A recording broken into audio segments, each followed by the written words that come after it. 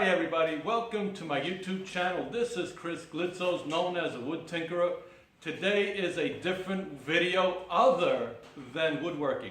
What we are doing today is we're going to add a piece of upholstery on top of the old one. There is a time and place to do things right. I want a little extra cushion on this. It's a little bit hard, and that's why I'm putting one on top of the other, just to give it a little bit more surface. We all have a stool that we want to upholster, or we also have some wooden furniture that we are refinishing for the first time, and we're looking in ways to reupholster to make something look nice other than sending it out. And this is what this video is all about. So with no further ado, well, let me show you how I do my chairs. It all starts with a fabric or upholstery of your choice. Some kind of a staple gun, could be a hammer, could be some upholstery tacks and nails, a scissor, a razor blade, and in my case, some extra staples. Depending on the unit, you may have to pull off the damaged piece to reupholster, or you may be putting a new piece. It may be part of the unit, so you may have to pull it right off. This step depends on your situation about taking measurements. If it is part of the unit, then you have to take measurements of the unit and lay it out on the upholstery. My case was extremely easy. I just take the damaged piece, lay it on top of the fabric, and give it approximately 3 to 4 inches larger than what it is, so I have the excess material to fold over the damaged piece. If you are satisfied with the first cut, then go ahead and do the rest of the cuts. My repairs are a total of 4 chairs. It is time to take a good look at the piece that we are reupholstering.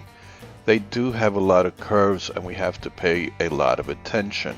The reason is the surface has to be stretched certain ways to get the curvature that we need. The corners will require a lot of pulling and stretching to give it a nice rounded surface corner with no wrinkles or overlapping of material. A few staples on one side to hold the material together. Right now on the opposite side, I'm doing a little bit of a pull and laying some staples. This side is not going to require that much pulling to stretch out the material, since the opposite side of the surface does not have any curvatures. It's more or less flat. Let's rotate the piece around. We're going to work in the front and the back. I'm going to use one staple in the back to hold the upholstery. We are going to work on this curvature of the seat. Once I have that one staple in place, I'm going to rotate it around again and I'm going to work on the front. The front is going to require an extra pull and stretch right over it. This way we get the curve that we are looking for.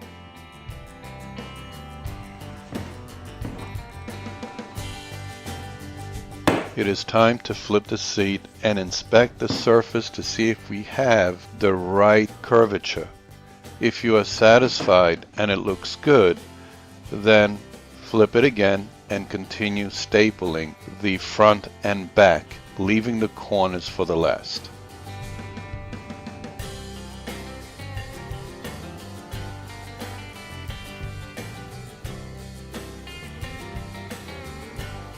Now that the easy part is done, the corners could be extremely intimidating. Some corners, the edges needed to be folded over. My corners have to be nice and smooth. In order to get that smooth curvature coming around the corner, you have to do a lot of pulling in different directions to stretch the material so there is no wrinkling. Once you are satisfied, continue with the stapling and trim off the excess material.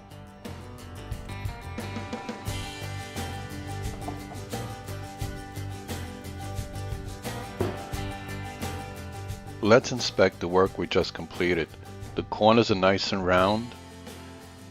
We have the curvature that we were looking for, and as well as on the sides. Time for reassembly. Lay the chair over the seat. Temporarily fasten the seat to the chair but leave the screws loose. Gives you the opportunity to line up the holes for the rest of the chair before you begin the tightening up. Once you're satisfied with the location of the screws and everything is lined up, continue to tighten the chair to the seat.